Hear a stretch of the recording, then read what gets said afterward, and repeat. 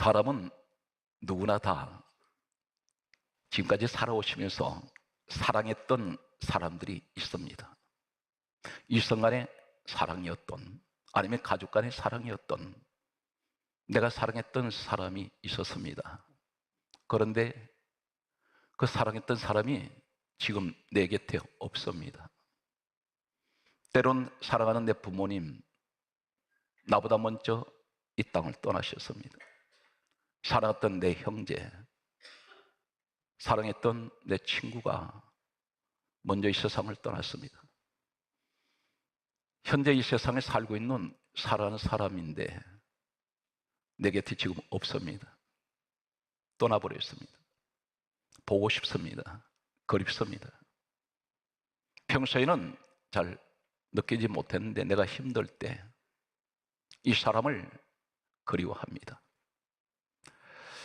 오늘 38년 동안 떠나간 사람 때문에 그리워서 기다리는 한 사람이 있습니다.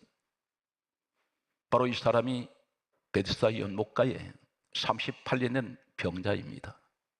성경 말씀은 이렇게 시작되고 있습니다. 요한복음 5장 1절 말씀에 보게 되면 유대인의 명절인 이날에 예수님께서 예루살렘으로 올라가셨습니다. 성경에 그렇게 정언하고 있습니다. 명절날 예루살렘으로 올라가셨습니다. 예루살렘은 하나님의 성전이 있는 곳입니다. 그런데 이날이 요한복음 5장 9절에 보게 되면 안식일이었습니다. 명절은 축제입니다. 이 사람들은 하루 명절을 지나는 것이 아니라 보통 일주일 동안 계속됩니다. 그런데 모든 사람들은 웃으며 춤을 추며 기뻐 떠드는데 어두운 그늘에 있는 사람들이 있습니다. 웃는 자리에서 웃지 못합니다. 고통스러워서 견디지 못하는 아픔 때문에 몸져 누워있는 사람들이 있습니다. 오늘 성경 말씀은 이렇게 기록하고 있습니다. 요한복음 5장 2절 말씀에 보게 되면 베데스다 못이 있습니다. 이 베데스다라는 말은 세 가지를 요약할 수 있습니다. 자비, 사랑, 은혜. 한마디로 함축적으로 말씀을 드리면 자비의 집, 사랑의 집, 은혜의 집, 오늘날 복음적으로 교회를 말씀합니다. 교회는 자비가 있습니다. 사랑도 있습니다. 은혜도 있습니다. 그런데 한 가지 이상한 광경은 요한복음 5장 3절 말씀을 보게 되면 그 안에 성한 사람이 한 사람도 없습니다. 많은 병자, 특별히 세 부류를 성경은 기록합니다. 맹인이 있습니다. 저는 사람이 있습니다. 다리를 절고 있습니다. 세 번째가 혈기 마른 사람들이 한결같이 앉아있는 사람도 없고 누워 있습니다.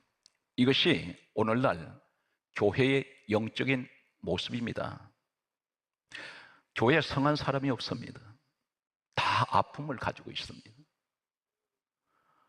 내 마음의 상처가 아무래지지 않습니다.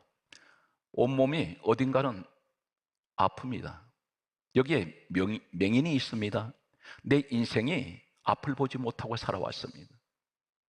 내가 앞을 바라볼 수 있는 영안이 열렸더라면 내 주변에 이런 사람 안 만났다고 말할 수 있습니다. 어쩌다가 내가 눈이 어두워서 이러한 사람을 내가 택했고 만나서 내가 이렇게 불행한 길로 가고 있을까? 내 인생은 하나님 장님입니다. 두 번째가 다리를 절고 있습니다. 우리 인생이 지금까지 오면서 절룩거렸습니다. 제대로 걸어본 적이 별로 없습니다. 늘 절룩거리는 인생이었습니다. 지금도 우리 가정이 절룩거리고 있습니다. 정상적으로 걷지 못하고 있습니다. 세 번째가 혈기 마른 사람들이 있습니다. 말랐습니다. 무엇이 말랐나요? 마음에 정서가 말라버린 지 오래됐습니다. 감정 말라버렸습니다. 정이 말라버렸습니다. 사랑도 말랐습니다. 내 마음에 은혜가 말라버렸습니다. 전부 누워 있습니다. 무기력합니다.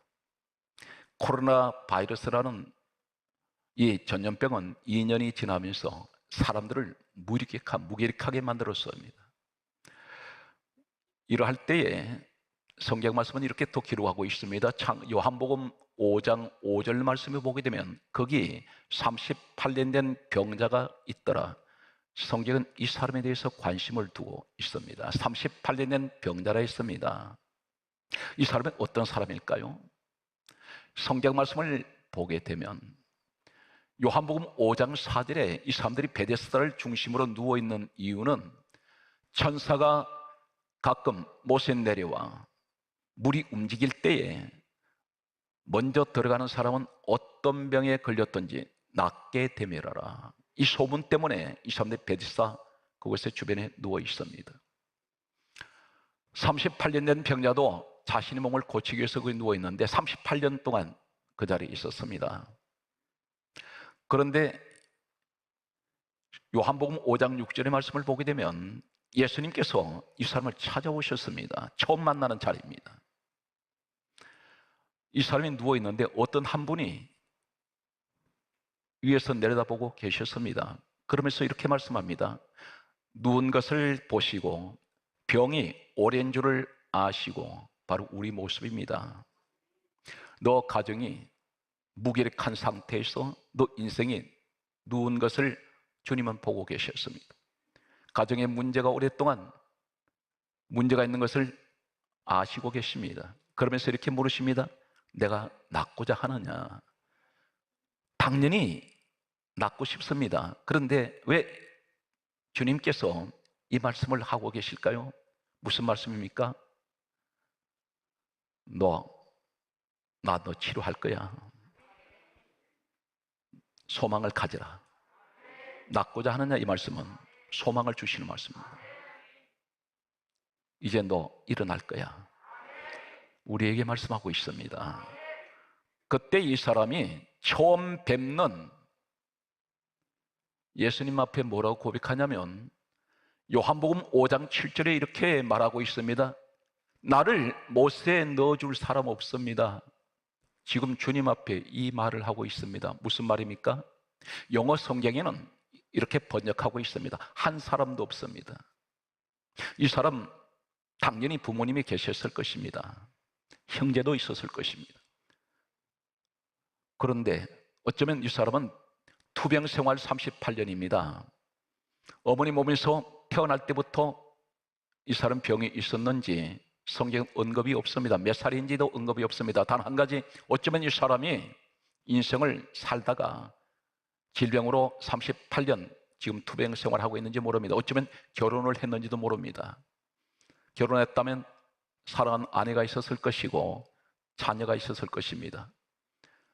주변에 친구도 있었을 것입니다. 그런데 이 사람의 고백이 무슨 고백입니까? 나에게는 한 사람도 없습니다. 이 고백이 우리 고백입니다. 이 사람은 38년 동안 누구를 기다렸어요? 떠나간 사람들, 사랑했던 사람들. 그들은 38년 병자가 싫어서 가버렸습니다. 투병 생활 38년이면 사람들은 이제는 손을 놓을 수밖에 없었을 것입니다. 내버려 둬버렸습니다. 이 날이 명절입니다. 주님께서 이 사람을 찾아오신 이유는 많은 병자들이 있는데도 왜 주님께서 이 사람만 찾아오셨을까요? 이 다른 사람들은, 다른 병자들은 아마 돕는 사람이 있었는지 모릅니다. 이 사람만 유독 누워서 꼼짝을 못합니다. 움직이지를 못하고 있습니다. 사랑하는 성도 여러분, 지금까지 살아갔던 사람들 내 곁을 떠나갔는데 나는 그 사람들을 기다리고 있습니다. 어쩌면 어떤 사람들을 통해서 도움을 받으려고 이 사람들을 기대하고 있는지 모릅니다. 그런데 내가 싫어서 떠나간 사람들, 그런데 주님은 싫어서 떠나간 이 38년 병자를 좋아서 찾아오셨습니다. 한 번밖에 없습니다. 사람들은 다 떠났는데 오늘 여러분에게 찾아오신 분은 예수님밖에 안 계십니다. 오늘 성경 말씀은 이렇게 기록하고 있습니다. 오늘 전 성경에 38년 병자에 대해서 주님이 하신 말씀, 엑기스라고 할 수 있는 핵심적인 말씀이 주님이 네 마디를 하십니다. 내가 낫고자 하느냐? 그렇게 말씀하시고 바로 이어서 요한복음 5장 8절에 하시는 말씀이 일어나 자리를 들고 걸어가라. 세 마디 하십니다. 여기에 오늘 본문 내용이 다 들어 있습니다. 한글로 보게 되면 일어나 자리를 들고 걸어가라. 여기서 어떤 다른 의미를 쉽게 찾기가 힘듭니다. 그런데 원문에 보게 되면 놀라운 내용이 담겨 있습니다. 오늘 이 일어나라 첫 마디 주님께서 하신 말씀입니다. 일어나. 이 말씀이 무슨 말이냐면 헬라에는 신약 성경은 참고로 말씀드립니다. 원문이 헬라로 기록되어 있습니다. 에게이로입니다. 에게이로. 따라서 에게이로. 이 말씀이 무슨 말씀이냐면 똑같은 에게이로라는 일어나 이 말씀이 똑같은 단어의 의미를 가진 말씀이 있습니다. 마태복음 10장 8절에 보면 죽은 자를 살리며, 여기 살리며 이 말씀이 에게이로입니다. 무슨 말입니까? 이 사람은 38년 동안 병석에 누워있는 투병하는데 이 사람은 죽은 사람입니다. 그런데 살리며 부활, 죽은 자 살아납니다. 너는 부활할 것이야. 너는 다시 살아날 것이야. 나 너를 살리러 왔다. 일어나.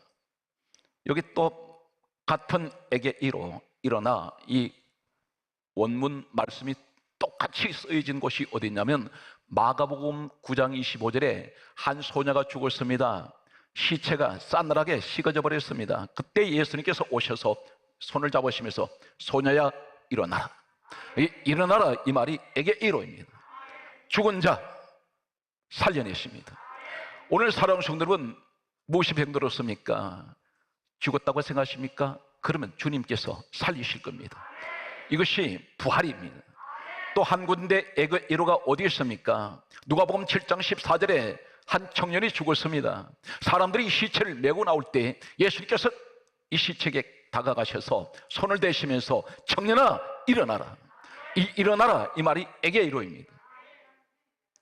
다시 말씀드려서 사람들은 다 떠났는데 내 사랑했던 사람들이 다 떠나가고 있습니다. 하나님, 나는 지금 투병 때문에 몸부림치며 고통스럽게 38년 동안 나는 이곳에 누워 있습니다. 나를 도와줄 사람은 아무도 없습니다. 할 때 주님께서 말씀합니다.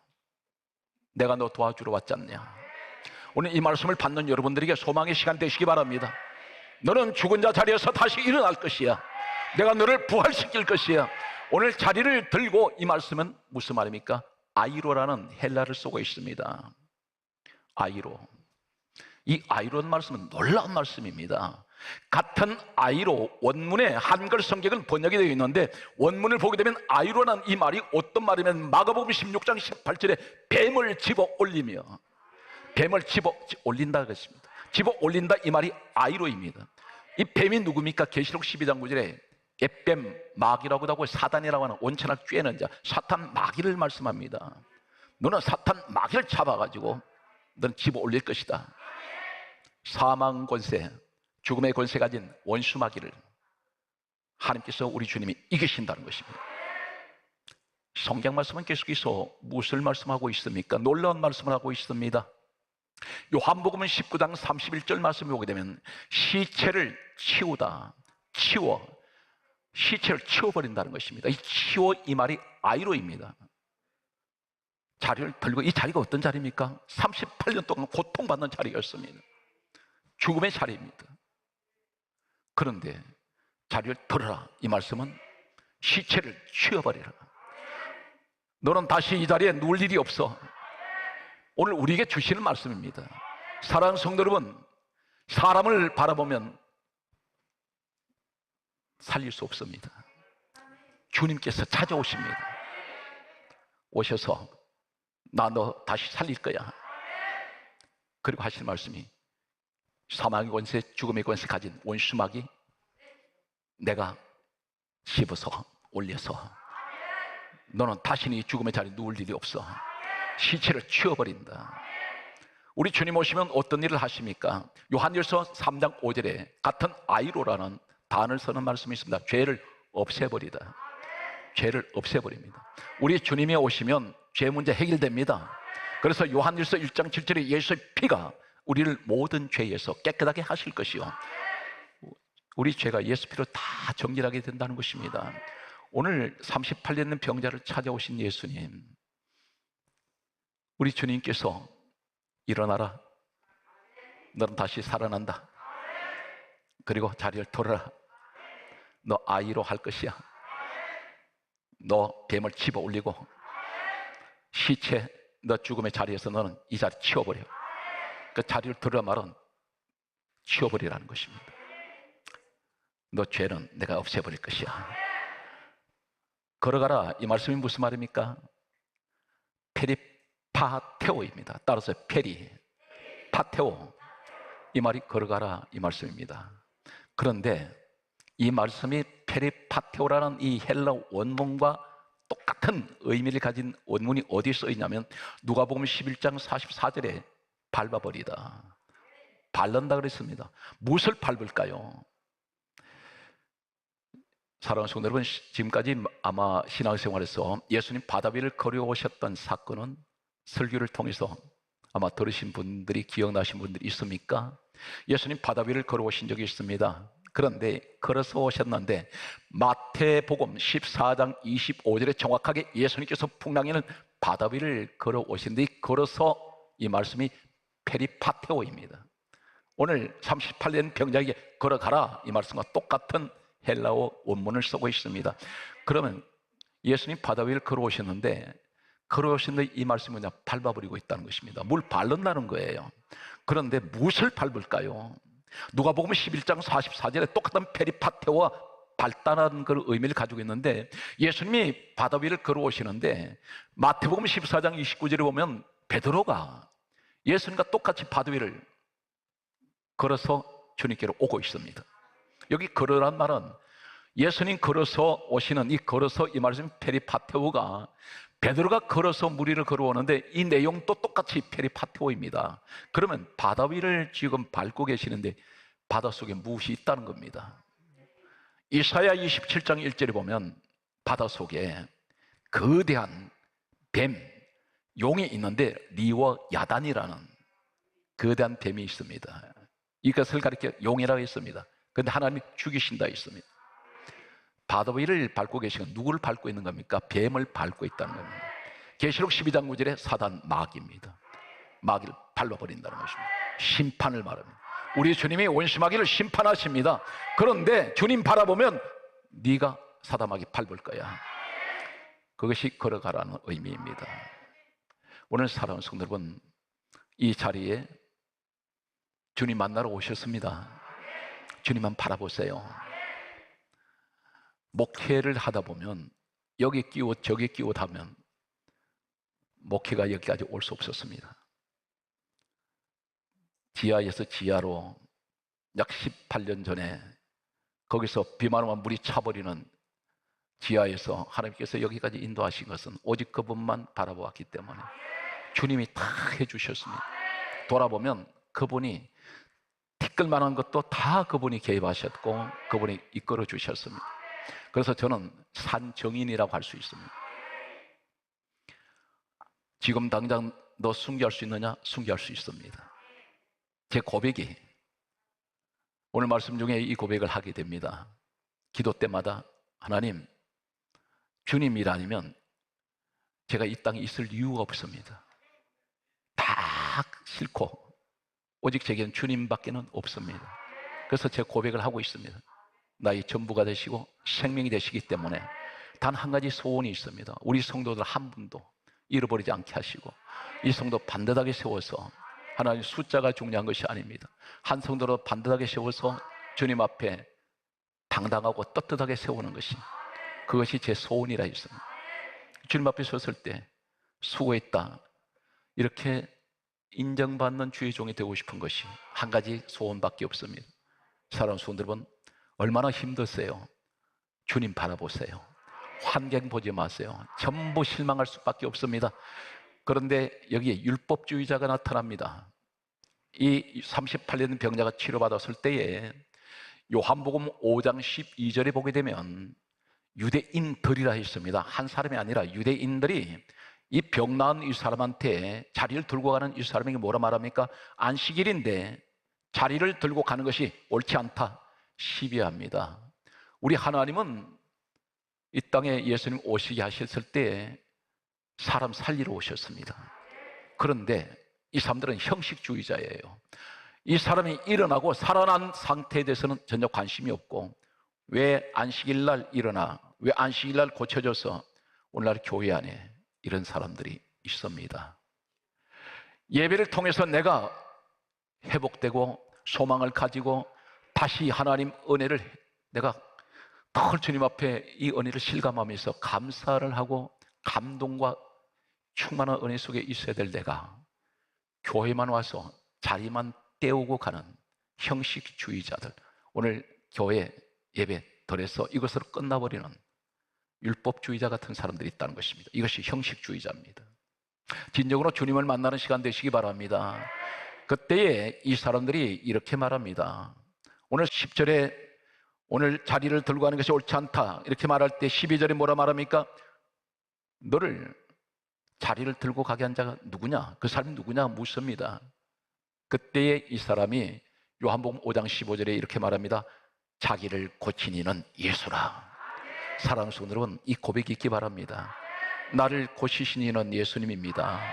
나를 이까지 인도하신 분은 예수님이십니다. 오늘 사랑하는 성도들은 주님은 절대로 여러분 실망시키지 않습니다. 오늘 힘들고 어렵더라도 이 어려운 시기에 반드시 주님만 바라보는 소망의 사람이 되시길 바랍니다. 예수님께서 이 사람을 고치신 것 때문에 십자가에 달리시게 됩니다.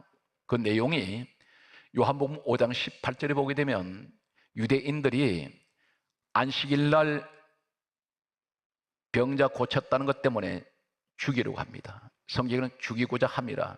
결국은 안식일 날 율법을 어겼다는 것 때문에 이 안식일을 범하게 되면, 안식일 날은 일하면 안 됩니다. 병자 고치면 안 됩니다. 그런데 안식일 날 주님이 병자 고친 것 때문에 사람들이 죽이려고 하고 있습니다. 나중에 이 율법에 의해서 십자가에 주님은 고난을 당하십니다. 그런데 이 사람뿐만 아니고 주님은 안식일 날 일을 하면 안 된다는 걸 알고 계십니다. 그런데 왜 그럴까요?